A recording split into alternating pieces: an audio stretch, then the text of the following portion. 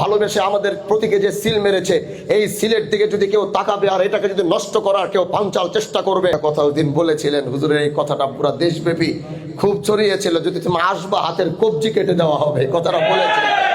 এজন্য আমরা এই আসনের যারা আছি, আমরা হুজুরের সাথে একমত হয়ে বলছি, অন্যায়ের বেলায় আমরা আগেও যেমন আপোষ করিনি এখনই করি না। তুমি যত বড় যা হও, যত বড় দলের নেতা হও, যত বড় যা হও, যদি সামনে দেখবো এদেশের মানুষ ভালোবেসে আমাদের প্রতীকে যে সিল মেরেছে, এই সিলের দিকে যদি কেউ তাকাবে আর এটাকে যদি নষ্ট করার কেউ পাঞ্চাল চেষ্টা করবে, আমরা এই দেশের মানুষ, আমাদের গরিব মানুষ, দুঃখী মানুষ, যুবক, সর্বস্তরের মানুষ এটা মোকাবেলা করার জন্য 12ই ফেব্রুয়ারি আমরা দাঁড়িয়ে থাকবো ইনশাআল্লাহ।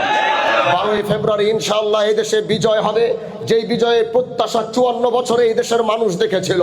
ইনশাআল্লাহ 12ই ফেব্রুয়ারি ব্যালটের মাধ্যমে আবার এই দেশ ও জাতি সেই বিজয়ের আশা করেছিল। ইসলাম মাথা উঁচু করে বাঁচবে, সংসদে দাঁড়িয়ে ওলামায়ে কেরাম আল্লাহর দ্বীনের পক্ষে কথা বলবে, অন্যায়ের বিরুদ্ধে দাঁড়িয়ে কথা বলবে। 54 বছরে দেশের মানুষ এই স্বপ্ন দেখেছিল, সেই স্বপ্ন বাস্তবায়নের সময় এসেছে। কাঁধে কাঁধ মিলিয়ে, হাতে হাত মিলিয়ে সেই দিন পর্যন্ত আমরা লড়াই করে যেতে পারবো তো ইনশাআল্লাহ। আমাদের জনসমর্থন আলহামদুলিল্লাহ ব্যাপক। আমরা মাঠ পর্যায়ে কাজ করতে দেখেছি। এই দেশের মানুষ ইসলামকে কিভাবে ভালোবাসে, এই দেশের মানুষ আমাদেরকে কিভাবে চায়। তারা আমাদেরকে চায় এই জন্য যেন জাতীয় সংসদে দাঁড়িয়ে আমরা যেন দেশের জন্য গরিবের কণ্ঠ হয়ে যেন আমরা কথা বলতে পারি। আজ এই মানুষের প্রত্যাশাগুলো যদি বিভিন্নভাবে নষ্ট করার পায়তারা করা হবে, ভোট কেন্দ্র দখল করা হবে, কারচুপি করা হবে, পুলিং এজেন্ট কেনা হবে, কেউ টাকা দিয়ে কিনবে, কেউ বুদ্ধি দিয়ে কিনবে।